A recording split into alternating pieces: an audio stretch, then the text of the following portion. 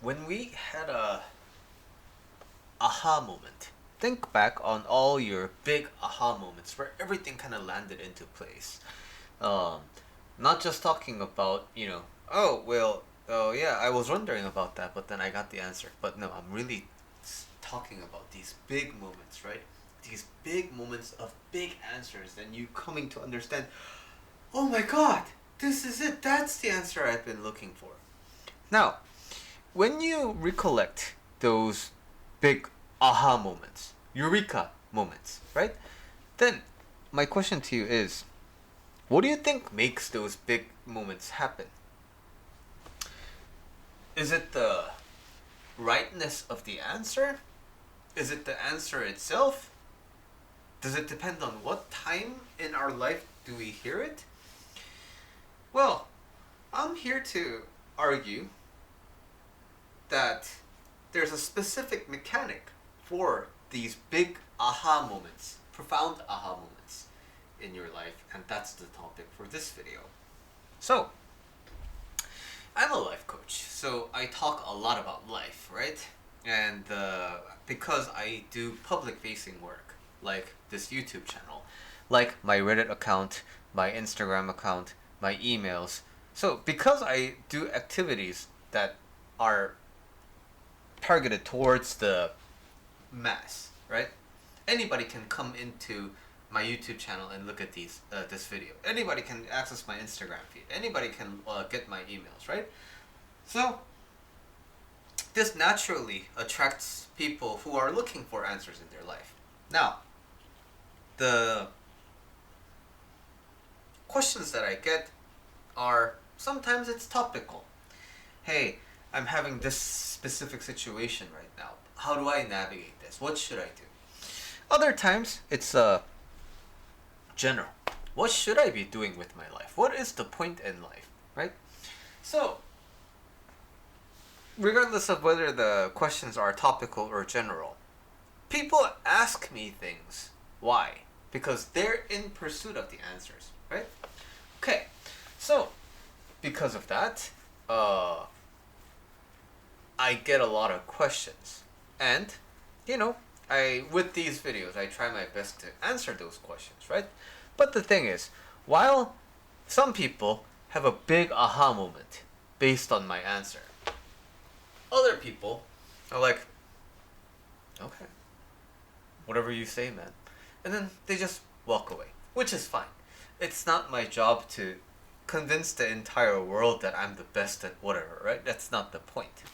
So, what I usually say is the teachings of the Buddha, right? All the stuff that I say is all what all the monks say in the temples. I am just kind of doing the job in contextualizing so that you can access that kind of Buddha's wisdom in your own life. But the thing is, it's the same thing. My video is static. It's already recorded. It's already in YouTube. It already has a fixed URL, right? But it's the same content. Some people find it excellent. Some people find it very useful. Some people, this sucks, and I'm a quack, and I have, I need to stop doing this kind of stuff, right? But the thing is, it's the same content. It's the same video. Length, duration, how I speak, the audio, the video information, it's exactly the same. But why do some people find it useful? Why do some people find it not useful? And more specifically, for the purposes of this video, from the people who find the interesting, find the answer, the video useful, what makes some of them go, yes, versus, oh yeah, I can see that's right. What's that difference? You may think that the answers that you search for come from external sources. You may think if you spend long enough time in watching these videos and reading self-development books and things like that, you're gonna naturally find this exact passage that answers your entire life question, and you're gonna go like, fuck, got it, that's it, right? But if that is the case, right? If the answer actually has to come from the outside, then what if you never meet that answer? What if you never encounter that answer because you're unlucky? So, how many people travel all the countries? Not everyone, right? But what if the answer to life that you're searching for happens to be in this remote, place that you have no plans to go to in your life? So, this means you getting the answers for your life depends on an external factor, right? It depends on luck. And that I have a very big problem with, because that means human happiness is conditional. That means human happiness is dependent on a factor outside of our control. And if you stuck around with me for a fairly long time, you know that everybody can be happy, regardless of the condition they're in, right? So, if it's not coming from the external, that only leaves you with internal, right? The big aha moments, it looks like they come from external sources, but it actually comes from within. What I mean by that is,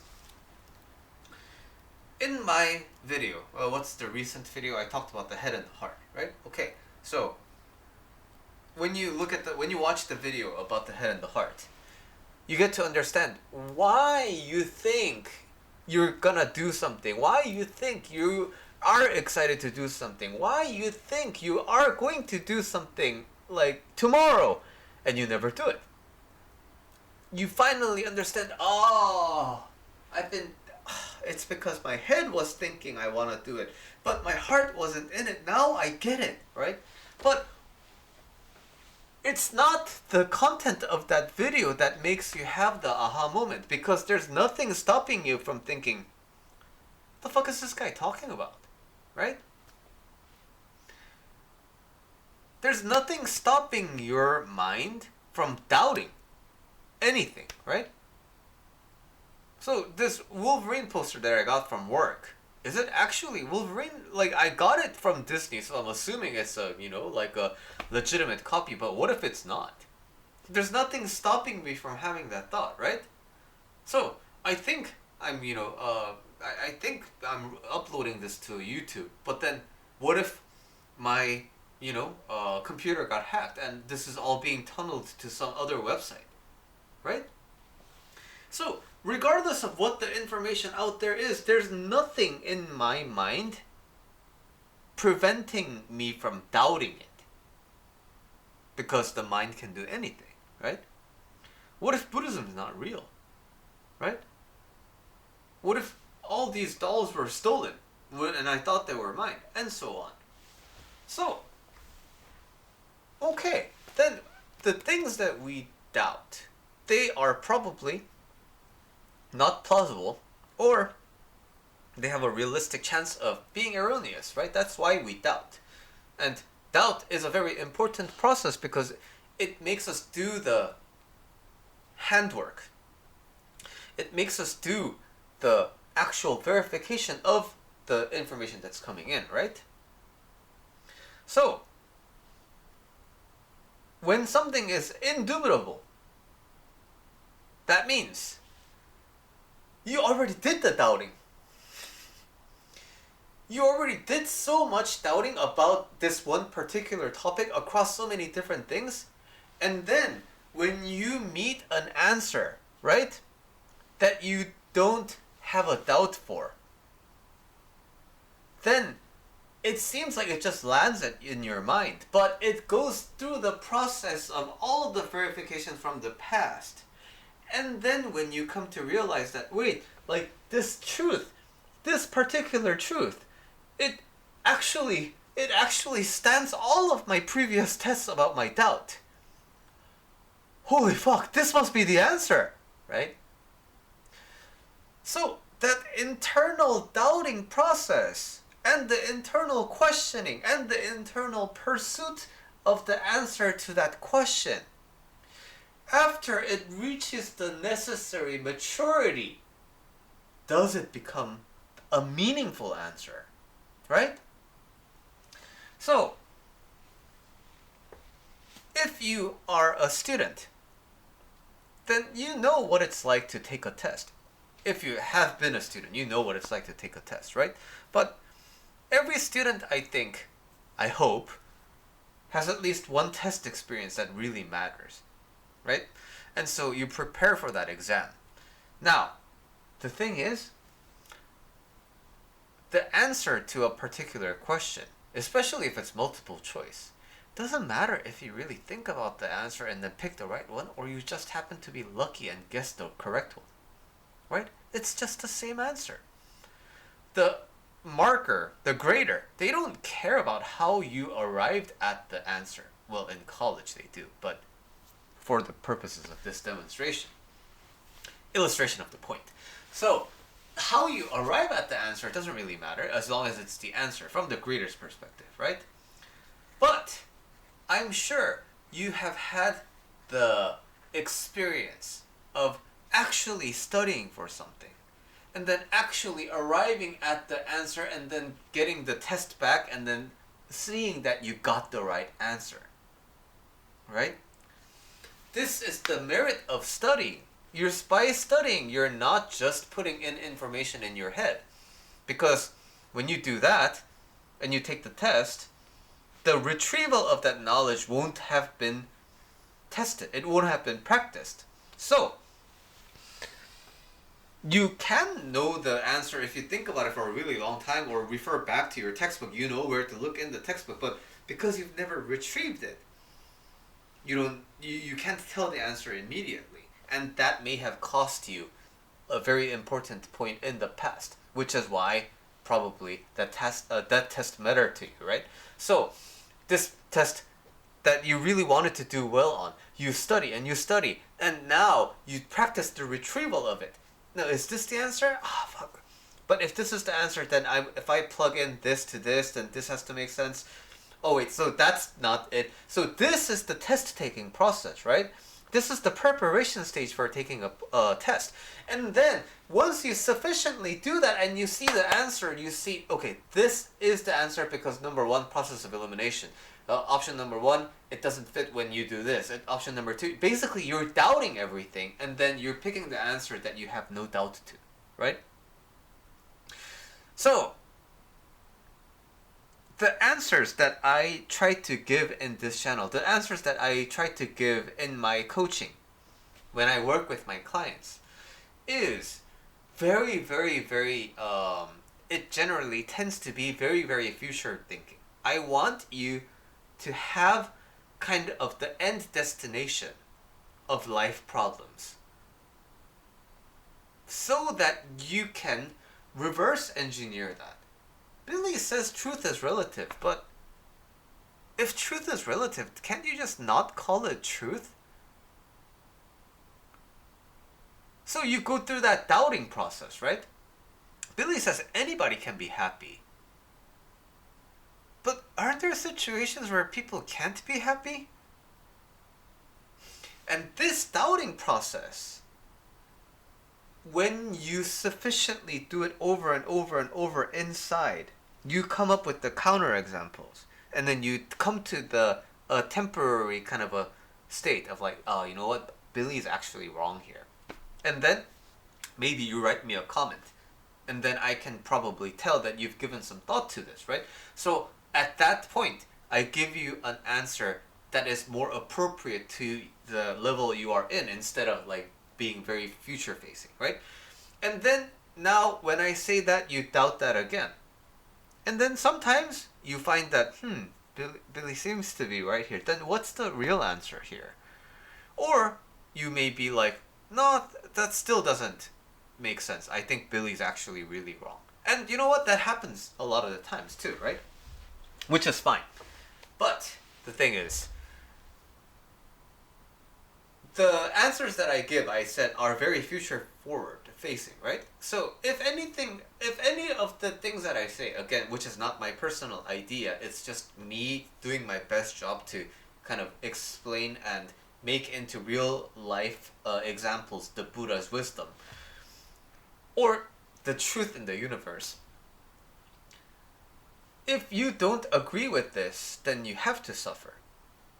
So, naturally, when you believe that the truth of the world, you don't see the truth of the world, and you are still, deluded by the ideas that you have in your mind, and you're mistaking them for the truth, then of course you're gonna suffer because your view of the world doesn't align with reality, and that's what creates suffering in the first place, right? I think the world has to be a good place, but then there's all these horrible things happening. I think the world should be a just place, but then you see all these injustices, right? So the more you have your own views about the world, the more you have to suffer because the world doesn't necessarily give a shit about your views, right? The world just is. So anyway, coming back to the main point, it's the doubting process. It's the constant doubting process. It's the constant inner search for the what's the truth here. That is what gets you to the aha moment at the end, right? Because without that doubting process, all you do is just doubt the truth. And the truth oftentimes is so absurd that you need to go through many, many, many stages of doubt prior to reaching and arriving at that layer of truth. So, the thing is, when I'm in a one-on-one call with you, right? When I'm in a Zoom conversation with you, and then you're in your room, I'm in a quiet place, and then we're in the coaching conversation. You're deep into your problem. You explain about how your mom is preventing you from living your life, but you feel frustrated about not being able to live your life, but at the same time you feel guilty about your parents because you haven't been the best kid, and your parents went through so much for you, and then you feel like you need to deliver for them, but then at the same time the life that they want you to live you don't necessarily want to live, and then you're in it, right? You're in it. And now I ask you questions about your assumed version of reality, and I ask you to verify, right? I give you very pinpointed questions because I'm seeing it from an outside angle. And then, at that moment, because everything is quiet, because you're in the moment, and because there's an external source that's sort of guiding your focus somewhere, right? Then you can sit and actually do the inner kind of like doubting work and then come to me with an answer, and then we would discuss that answer and then we develop it further kind of a thing, right? But if you can only arrive at the truth with me, then that makes your happiness dependent on me, right? I'm not a big fan of that. In fact, I fucking hate that. I don't want I don't want you to depend on me, right? So, ultimately, what I am doing with my clients, what I am doing with this YouTube channel is getting you to be self-sufficient with this doubting process, right? But what happens when you try to do this on your own?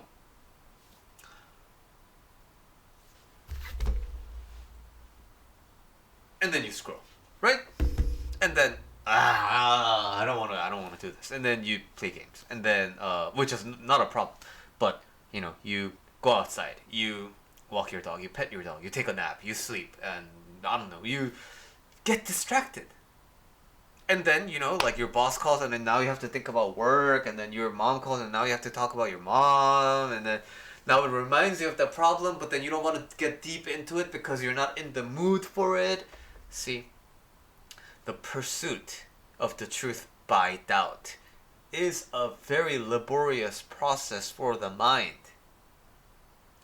So it requires a certain level of discipline and dedication to finding the answer.